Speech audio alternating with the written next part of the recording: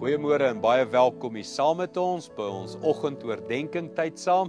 Ons is besig met die ritme van God is kreatief en hy roep ons om hom te volg met ons hele lewe, met ons liggame, al ons dimensies en dan natuurlik ook met alles wat met jou en my gebeur, is deel van God se storie in ons lewe. God se storie van waar hy 'n bydrae maak, waar hy ons roep, waar hy 'n verskil in ons lewens bring. Ek wil vir jou lees hier uit Matteus 5 uit, maar in die Message vertaling vanoggend, vers 3 en vers 4. Hy sê, "You are blessed when you're at the end of your rope. With less of you, there is more of God and His rule. You are blessed when you feel you've lost what is most dear to you. Only then can you be embraced by the one most dear to you." Hierdie skrifgedeelte sê, daar's 'n tyd in ons almal se lewe, wanneer jy voel, you are at the end of your rope. Of wat hy sê, jy verloor wat is most dear to you. Nou gewoonlik, wanneer ek en jy daar is, daar op die einde van die tou, ons wil nie meer nie, ons kan nie meer nie, ons het alles verloor wat vir ons kosbaar is.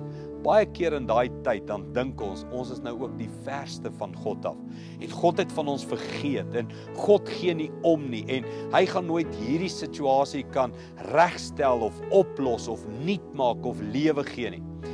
Hierdie Matteus sê, presies dan, dis dan, wanneer jy die naaste aan God kan kom. Dis juist dan, wanneer jy weet, God het nie van jou vergeet nie.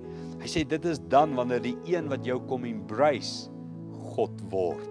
En ek dink dis wat Jesus vir jou en my wil sê in ons lewens, dat hy gebruik jou hele lewe, selfs die slegte goed in jou lewe, die seer goed, die pyn goed, die kruisverhale, die woestyn oomblikke, gebruik hy om God se liefde vir jou en my te wys. Kom ons bid dit saam. Hemelse Vader, ek bid nou vir mense wat sê, I'm at the end of the rope. Ek is nou daar waar niks meer saak maak nie. Ek het verloor wat most dear is aan my. Here, mag ons nou omarm word deur U, die werklike een wat vir ons die meeste werd is. Mag ons U liefde nou ervaar, is ons gebed in Jesus naam. Amen. Ek wil jou nooi om op die webtuiste te gaan, als.org.za, en gaan lewe daar saam met ons hierdie ritmes en beleef God se liefde in alle areas van jou lewe. Goed gaan, sien jou môre.